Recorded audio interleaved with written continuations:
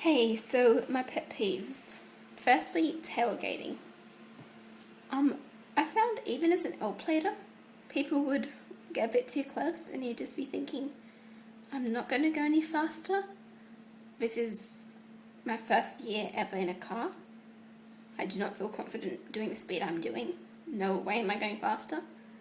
And they still do it. So I've just always gotten, it's actually kind of funny because I hate it, but I enjoy it because I get this perverse satisfaction out of going exactly the speed limit or a few kilometers less, and just they're stuck behind you, and I'm just like, yay, I'm stopping someone from speeding. Even though I do kind of empathize because I'm used to running late, so I can kind of get how if you're in a hurry, they might be thinking, just move. And it's like, it's a law for a reason. There's a good reason why there's a speed limit, and I'm not speeding. And I'm going to stop you with enjoyment. Also, when people are looking over your shoulder, another pet peeve, when people are looking over your shoulder and you're writing something, if it's like an essay, not so bad. I don't mind getting mum to look at it or whatnot when I'm halfway through. But like it extends to even you've written something and then you show someone, or they, well, not so much showing someone, but if they see it halfway through, I just don't like it because it hasn't been edited. Like obviously editing, well, it depends like what size it is as to how much editing it requires, but mostly it's like short stories for competitions or class. But like you're going to edit it for them and they can help you edit it also, but I just like reading it, writing it without anyone seeing it and having the chance to edit it and change it and go, that sounds a bit silly or whatnot, without people looking at it and just being like, that's what you wrote, and me thinking, it's what I was thinking at the time.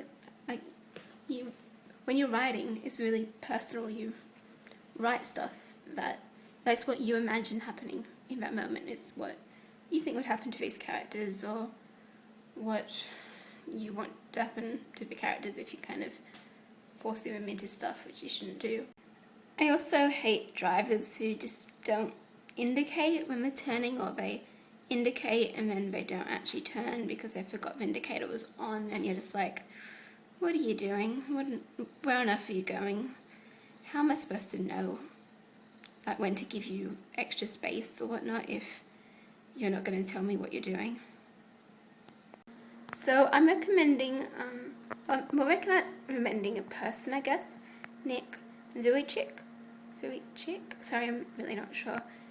I just listened to the pronunciation a couple of times to try and get it right, but he's a preacher and an inspirational speaker, so I'd suggest watching the 60 Minutes report to get one that's like a summary of his life and talking about him without the Christian side if you want to.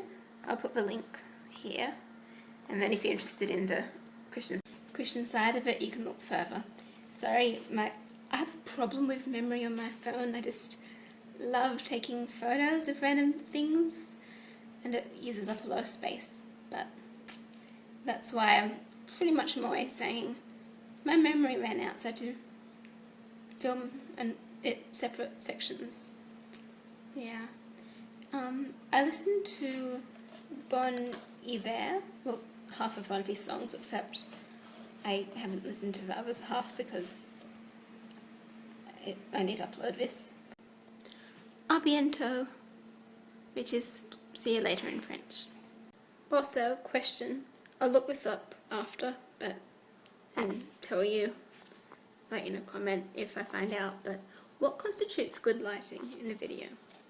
Because, yeah, like I've just shut the blinds and the light's off, which was off anyway earlier, but just to see, is this better than before?